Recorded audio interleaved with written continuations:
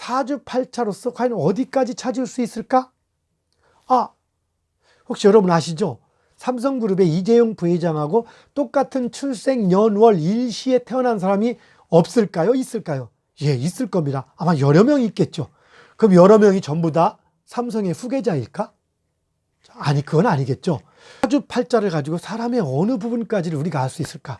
사람들은 사주팔자만 딱 보면은 그 사람의 모든 것들, 나면서부터 죽을 때까지, 혹은 어디 가서 짜장면 먹은 것까지 모든 것을 다 알아맞힐 거라고 착각하기도 하고, 인생사의 모든 것들이 사주팔자에 다 녹아 있다고 우리는 그렇게 잘못 알고 있기도 합니다. 사주팔자는 누군가 태어난 시점에 대한 태양과의 상관관계를 분석하는 겁니다.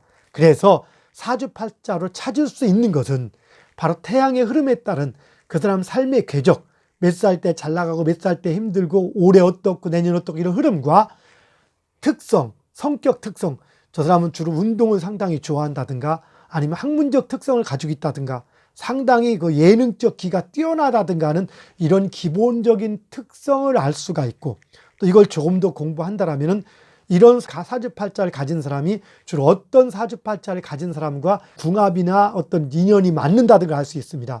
나중에 궁합은 우리가 궁합의 허실 시간에 따로 설명을 또 해 나가겠습니다만은, 사랑에 빠진 사람에게 물어봅니다.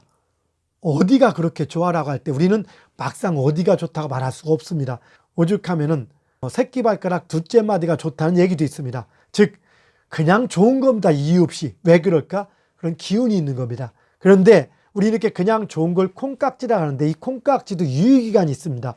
좋아질 때가 있고 싫어질 때가 있고, 이것들도 사주팔자와 사주팔자 시간의 흐름이라는 어떤 운의 흐름들을 분석해 보면 알 수가 있는 거고, 삼성그룹의 이재용 회장하고 똑같은 생년월일을 가진 사람이 많이 여럿이 있을 겁니다. 근데 그 중에서 이건희 회장의 아들로 태어났다라면 그 사람은 삼성의 후계자가 되는 거고, 농부의 아들로 태어났다면 농토의 후계자가 되는 겁니다. 즉 사주팔자는 똑같지만 어떤 부모를 두느냐에 따라서 삶이 달라지는 겁니다. 우리 인생을 주관하는 것은 크게 세 가지로 구분해 볼 수 있습니다. 삶을 주관하는 것, 첫째는 부모입니다. 어느 집안에 태어나느냐가 출발 선상을 좌우하기 때문에 첫째가 부모입니다.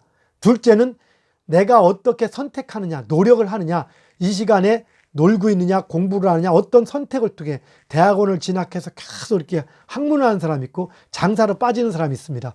그 둘은 똑같은 사주팔자를 타고났지라도 가는 길은 달라질 수가 있습니다. 어쨌든 첫 번째는 부모, 두 번째는 내가 선택하는 것, 나의 선택, 세 번째는 타고난 태양과의 상관관계인 사주팔자.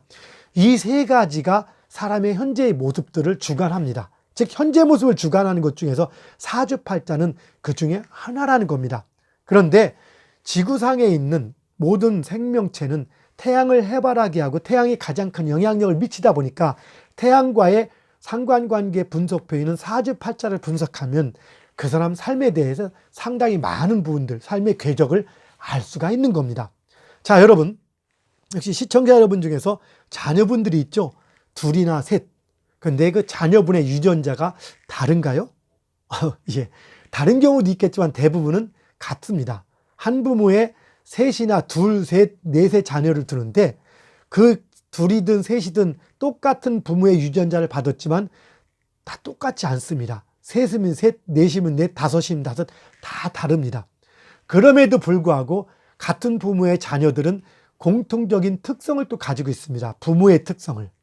사주팔자도 마찬가지입니다. 사주도 똑같은 사주팔자를 타고난 사람은 똑같은 특성을 가지는 겁니다. 똑같은 사주팔자가 어떤 부모의 환경에서 태어나느냐에 따라서 또 다른 모습을 띠는데, 어떤 부모의 환경에서 다른 모습을 띨지라도 사주팔자가 같다면은 똑같은 특성을 가지는 겁니다.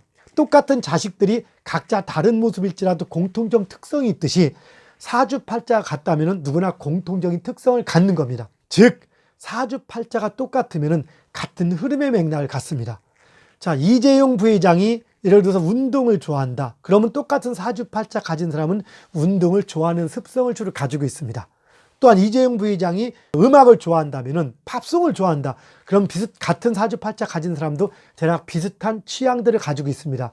비슷하다는 것은 사주팔자도 어떤 시간의 경계가 2시간의 경계가 있는데 이 2시간 중에서 어느 시점에 태어나느냐에 따라 또 차이가 있고 아까처럼 부모의 영향 그리고 내가 어떤 환경에 처하면서 어떤 선택을 하느냐에 따라서 바로 또 다른 특성을 갖습니다. 예를 들어서 이재용 부회장이 운동을 좋아하면 어릴 때부터 골프를 칠 겁니다.